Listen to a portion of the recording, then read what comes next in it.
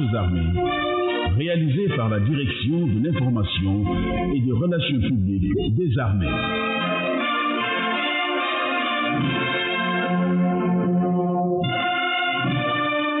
Avec la collaboration technique de la Radio-Télévision du Sénégal. Amis auditrices et auditeurs, bonjour, bienvenue dans La Voix du Djambar, une émission radiophonique hebdomadaire réalisée par la Direction de l'information et des relations publiques des armées depuis le quartier Dial Diop, siège de l'état-major général des armées. Le sommaire de ce numéro de Armée Nation est proposé comme suit. En ligne de mire, nous aurons l'action du génie militaire dans la lutte contre les inondations à la cité Comico 5 de Bambilor. En mini-journal, nous aurons la cérémonie de remise de drapeau au 5e détachement sénégalais en partance pour la mission de la communauté économique des États de l'Afrique de l'Ouest en Gambie. En page sociale, la cérémonie de lancement des activités du nouveau siège de la Fédération des groupements et associations féminines de la famille militaire au Sénégal et de remise de dons de l'ambassade de la République populaire de Chine au Sénégal. L'entretien qu'a eu Armée Nation sur les maladies cardiovasculaires avec le médecin commandant Mohamed Chérif Mboup, cardiologue à l'hôpital principal de Dakar, fera objet de pages santé. Les avis et communiqués et le disque du soldat seront les derniers éléments de cette émission. Amis auditeurs, c'était le sommaire, le développement juste après ce tampon musical. À la présentation, sergent Seydina Issa Diouf. À la prise de son, sergent-chef Famara Bodian.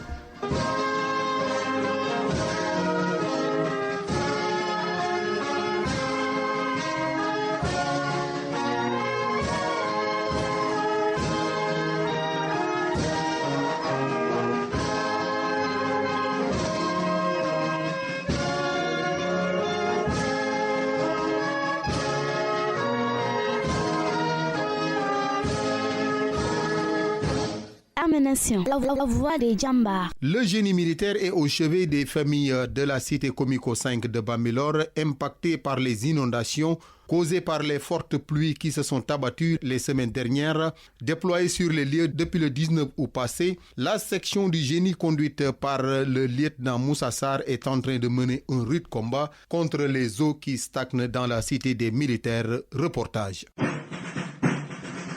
Dépourvue de réseau d'assainissement, la cité Comico 5 de Bambilor est fortement impactée par les inondations causées par les fortes pluies de ces dernières semaines. Pour éviter que les eaux n'engloutissent les familles logeant dans cette cité, en grande partie des militaires, le commandement a déployé le génie militaire pour retirer les eaux qui rendent la vie difficile aux citadins de la Comico 5, le lieutenant Moussa Sarr, chef de la section du génie, sur la mission qui lui est assignée et les moyens dont il dispose. Dans le cadre de la politique sociale de l'état-major général des armées, en relation avec les autres acteurs, notamment la Comico, le groupement national des sapeurs-pompiers, le génie militaire a eu à apporter son soutien dans la gestion des inondations. Et ce, depuis les premières pluies. Et tout juste après le déclenchement du plan Orsec, le génie a continué dans cette dynamique d'aider les populations de Bambilor en faisant des pompages à l'intérieur des maisons pour soulager les habitants. Et aussi, beaucoup d'efforts ont été consacrés dans les rues inondées pour faciliter le déplacement au niveau de la cité.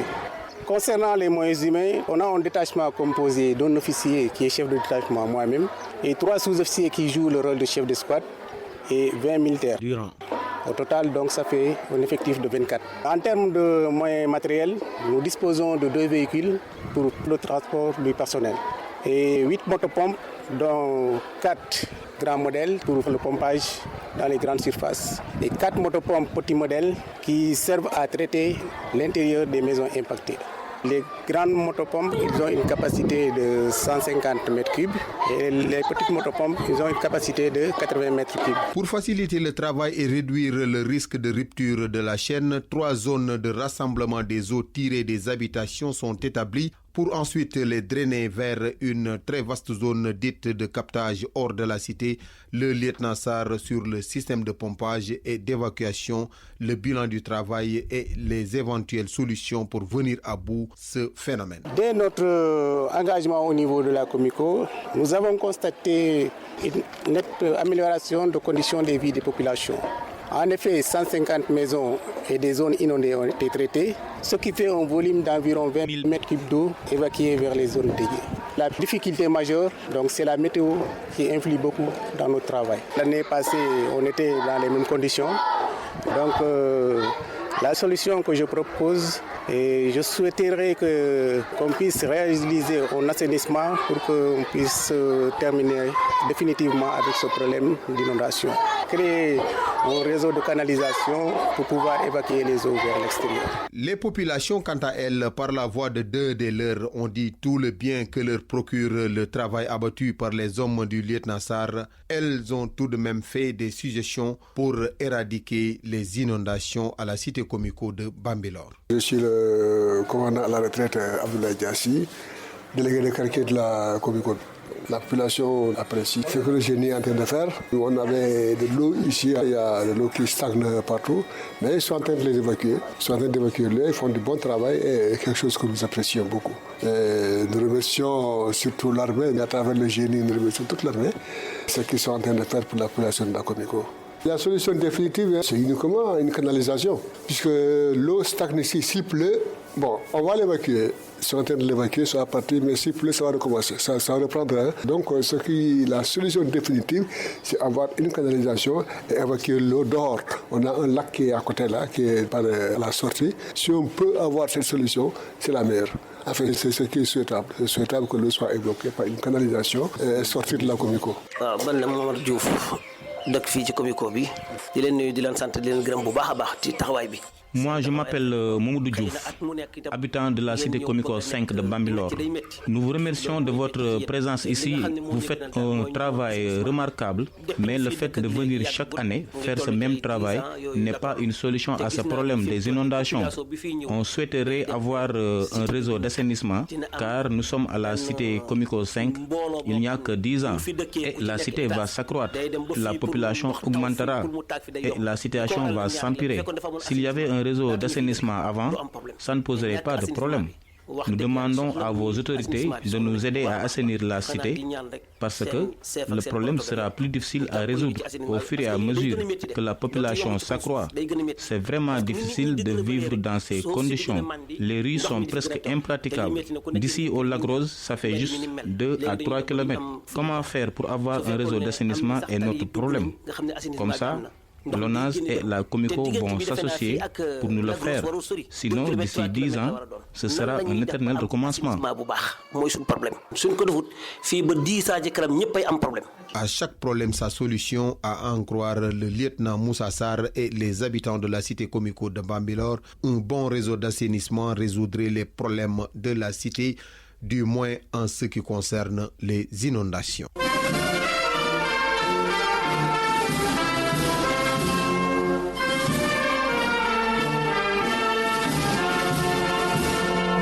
La Fédération des groupements et associations féminines de la famille militaire du Sénégal, FEGAFAMIS, a procédé le mercredi 1er septembre 2021 au lancement des activités de son nouveau siège au camp général Idrissa Fall, ex-camp Leclerc.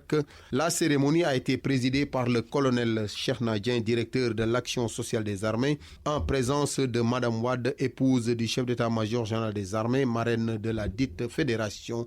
Reportage Sergent Amadou Faye. Cette activité qui entre dans le cadre de l'action sociale des armées vise à raffermir les liens de solidarité et assurer le bien-être de la famille militaire. En effet, ce nouveau bijou qui va abriter les activités de la Fédération des groupements et associations féminines de la famille militaire du Sénégal traduit la volonté du commandement à accompagner la famille militaire dans leur projet. Le colonel Cheikhna Dieng, directeur de l'action sociale des armées, le siège aujourd'hui peut démarrer ses activités parce que ce qui restait des travaux a été très bien exécuté par un frère maintenant de la famille militaire. Je veux parler de M. Nazir Samb, qui a toujours donc accompagné les actions du commandement dans le domaine social et ce qu'il compte continuer avec le chef d'état-major général des armées. Ce n'est que le commencement d'un processus d'accompagnement du commandement envers les femmes. Beaucoup d'actions sont en vue et le message du chef d'état-major général des armées en ce sens est de vous dire qu'il est prêt à vous accompagner dans toute entreprise que vous mènerez pour le bien-être de la famille militaire d'une manière générale. Étant donné que vous les épouses des militaires, vous représentez un pan incommensurable de la famille, la femme. Composée d'une salle polyvalente, d'une cuisine entièrement équipée, des bureaux et une salle de séjour pour les hôtes, cette bâtisse flambant neuf constitue l'identité même de la Fegafamis, selon le colonel Chernadien. Il a aussi appelé les femmes à travailler dans l'unité. Donc la balle est dans votre camp. Nous sommes au bataillon de sport, c'est le bataillon de sport. Les gens font du sport. Prenez le rebond. Le rebond, c'est quoi? Que vous mettez au travail dans l'unité. Parmi vous, il y a des anciennes. Et chaque fois, il faut mettre au devant les anciennes. Que ce soit les anciennes présidentes de la Fegafamis, les anciennes assistantes sociales des cabinets. Je pense qu'il faut qu'on fasse cette fusion, qu'on fasse vraiment ce grand rappel. Parce que ce siège, maintenant, vous avez une identité. Le siège constitue votre identité.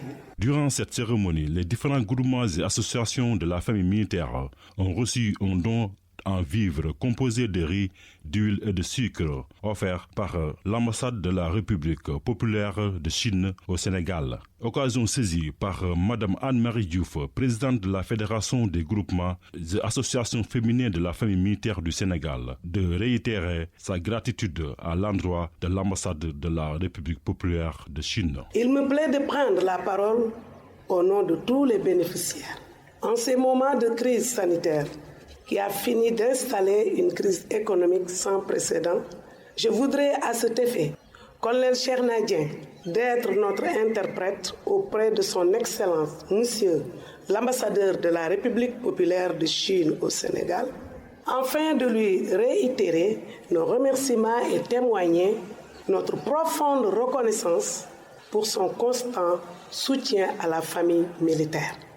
Je voudrais saisir cette occasion pour remercier le chef d'état-major général des armées, Cheikh Wade, et prier que Dieu le Tout-Puissant vous bénisse et que dans sa bonté infinie déverse ses bénédictions et miséricordes sur vous et votre famille et vous assiste dans cette lourde tâche de diriger l'armée sénégalaise et la famille militaire. Aussi, voudrais-je au nom de la Fegafamis que nous servons, réitérer mes remerciements et témoigner toute ma gratitude au colonel Chernadien. Réceptionnant ce nouveau siège, la présidente de la Fegafamis d'affirmer qu'il sera d'un apport non négligeable à l'atteinte des objectifs. Par ailleurs, elle a invité ses sœurs à travailler dans l'unité pour relever les défis. Madame Anne-Marie Diouf. Ce siège que nous recevons aujourd'hui avec des équipements et du matériel sera d'un apport non négligeable à l'atteinte de nos objectifs, à savoir l'amélioration des conditions de travail et contribueront à l'accroissement d'un impact tant social, sanitaire qu'économique. Ce joyeux mis à notre disposition par le commandement est un défi qui nous est lancé, mes sœurs. Travaillons main dans la main et relevons ensemble ce défi. Laissez-moi vous réaffirmer mon attachement personnel à l'unité, au travail, conformément à ma feuille de route. La femme est le levier et le moteur du développement. Soyez rassurés, Madame la marraine, que nous en ferons bon usage. Créée en 2006, la Fegafamis est une organisation fêtière de la famille militaire du Sénégal. Née de la volonté du commandement, elle compte à ce jour 70 associations et groupements de femmes épouses et veuves de militaires. Avec plus de 2000 membres, elle est présente dans les 7 zones militaires. La Fegafamis est placée sous la tutelle de la Direction de l'action sociale des armées qui coordonne et supervise ses activités. Elle sert de mécanisme d'appui et de mise en œuvre de la politique de la famille déclinée par le commandement.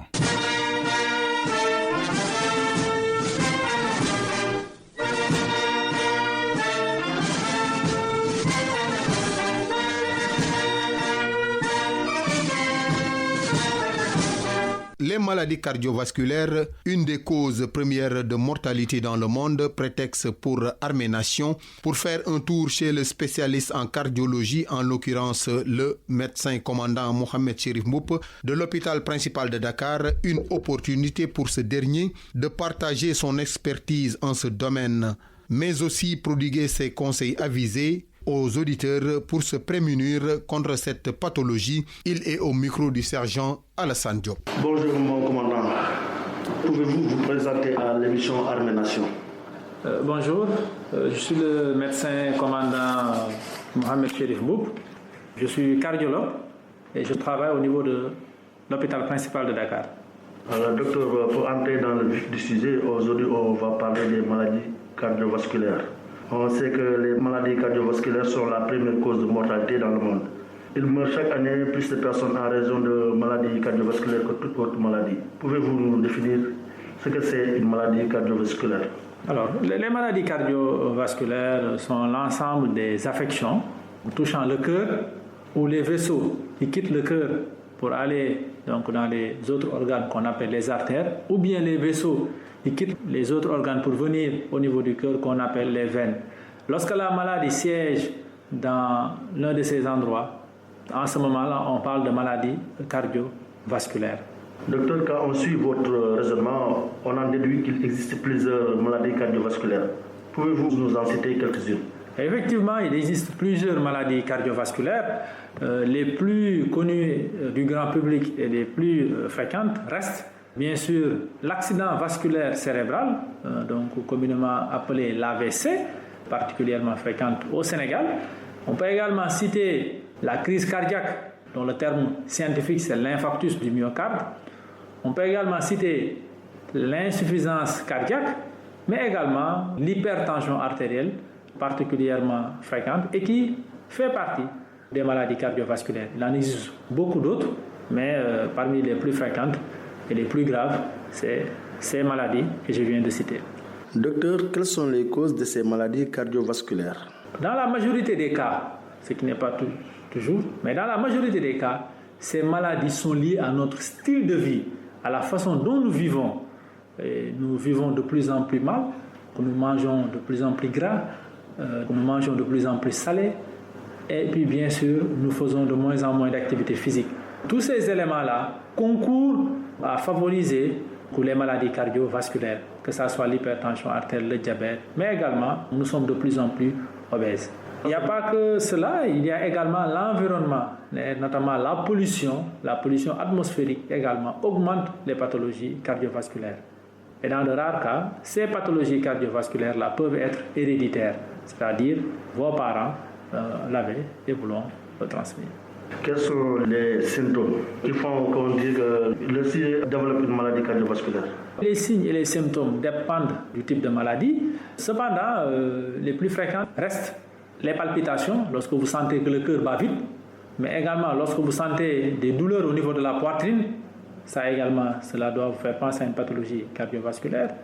Lorsque vous sentez que vous vous essoufflez plus vite que d'habitude, vous étiez capable de faire 2 étages et que maintenant, dès que vous finissiez un étage, vous êtes essoufflé. Là également, c'est des signes qui doivent vous faire penser à une pathologie cardiovasculaire. Et comme je l'ai dit, il en existe plusieurs pathologies cardiovasculaires et en fonction de la pathologie, les signes diffèrent, mais les signes que je viens de citer constituent les plus fréquents. Est-ce que la tension artérielle est liée aux maladies cardiovasculaires? L'hypertension artérielle fait partie des maladies cardiovasculaires. Non seulement il fait partie des maladies cardiovasculaires, mais c'est la première. Et non seulement l'hypertension artérielle, en elle-même c'est une maladie, mais elle favorise également la survenue d'autres maladies cardiovasculaires telles que l'AVC, telles que l'infarctus, mais également telles que l'insuffisance cardiaque. Comment se fait la prise en charge des malades? Alors, la prise en charge se fait à plusieurs niveaux. Il y a d'abord des mesures hygiéno-diététiques. Quelle que soit la pathologie cardiovasculaire, il faudra toujours des mesures hygiéno-diététiques. Je l'ai dit, c'est une maladie de la vie. Et donc, il faut changer ses habitudes de vie. Toujours, il faudra manger moins salé, moins sucré. Et puis, faire une activité physique. Mais une activité physique qui, au début, est encadrée dans le cadre de la réadaptation cardiovasculaire. En plus de cela, de ces mesures hygiéno-diététiques, la majorité des pathologies cardiovasculaires vont se traiter uniquement par des médicaments, notamment l'hypertension artérielle, nécessitera uniquement la prise de médicaments. Et en fonction de la sévérité et de la gravité, d'autres types de traitements peuvent être utilisés. Il peut s'agir donc de traitements interventionnels tels que la coronarographie, l'angioplastie coronaire, l'implantation de pacemaker, voire même une chirurgie cardiaque à cœur ouvert pour remplacer une valve défaillante ou bien pour revasculariser une artère coronaire. Comme vous le savez, donc, la prise en charge se fait à plusieurs niveaux. Quelles sont les mesures ou bien les conseils que vous prodiguez aux sujets qui n'ont pas encore développé cette maladie?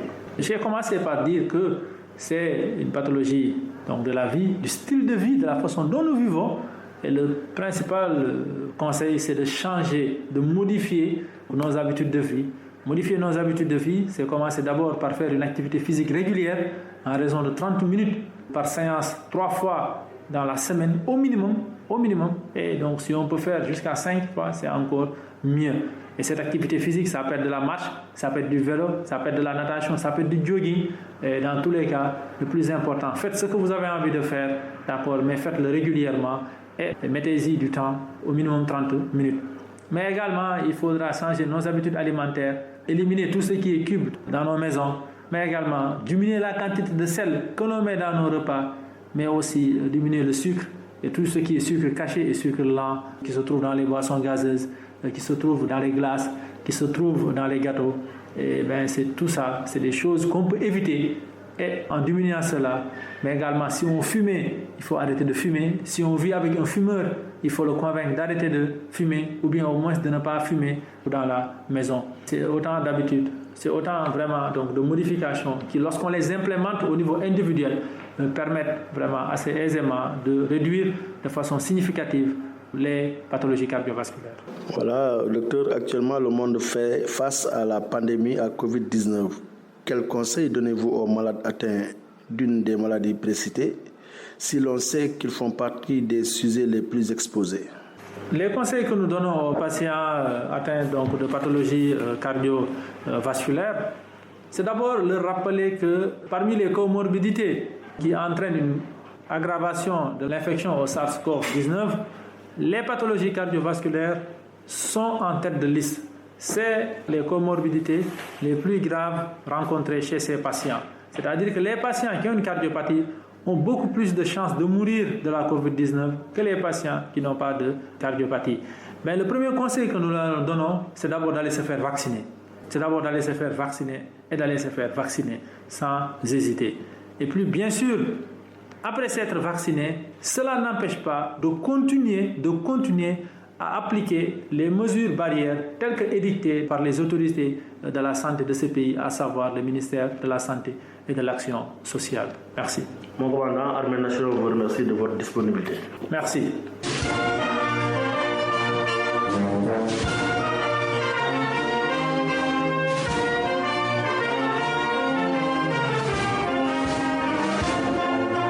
Fidèles auditeurs, à présent, place au disque du soldat avec le fonctionnaire caporal Rokhaya Kane.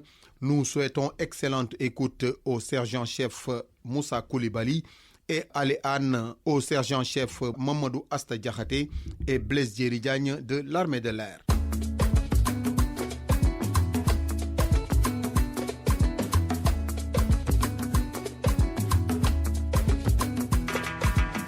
Fidèles auditeurs et auditrices d'Armée Nation, bonjour. C'est un immense plaisir de vous retrouver nombreux branchés à cette fréquence pour vos dédicaces.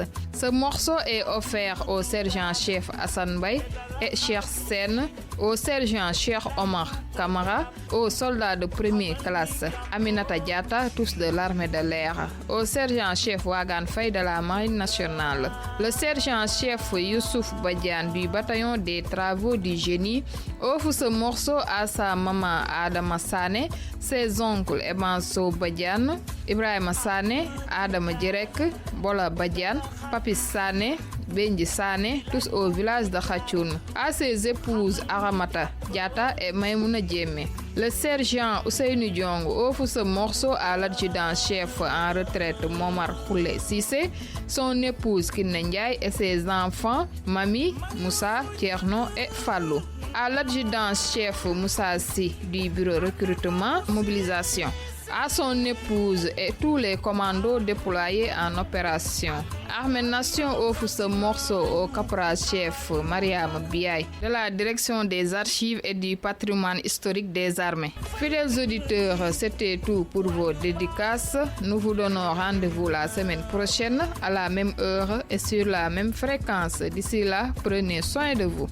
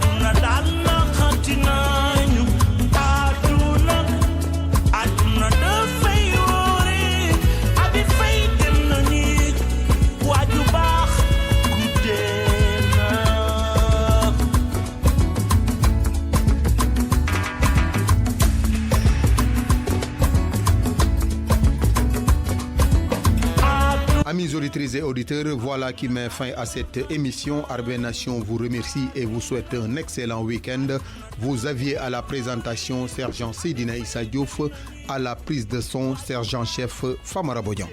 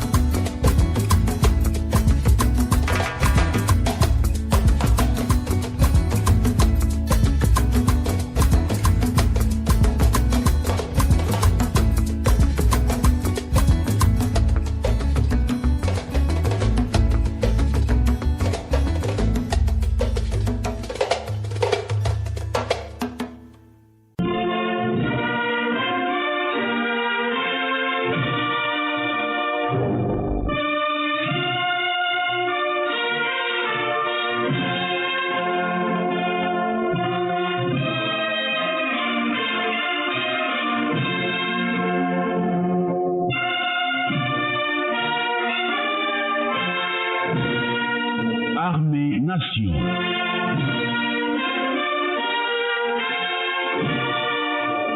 Une émission du ministère des Forces armées, réalisée par la Direction de l'information et des relations publiques des armées.